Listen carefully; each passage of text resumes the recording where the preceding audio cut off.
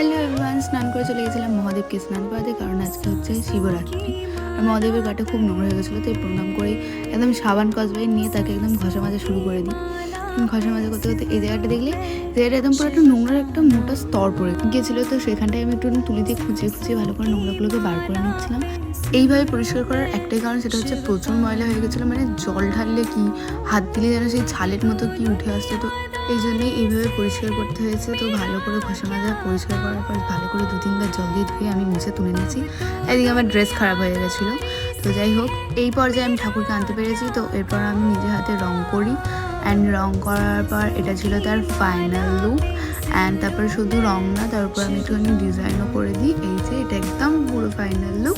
তারপর আমি handmade varnish দিয়ে ঠাকুরকে একটুখানি ভার্নিশিং করে দিচ্ছিলাম, যাতে করে রংটা না ওঠে আর অনেকদিন টেকসই হয়। তো এটা ছিল একদম ফাইনাল লুক। তোমাদের ভিডিওটা কেমন লাগলো?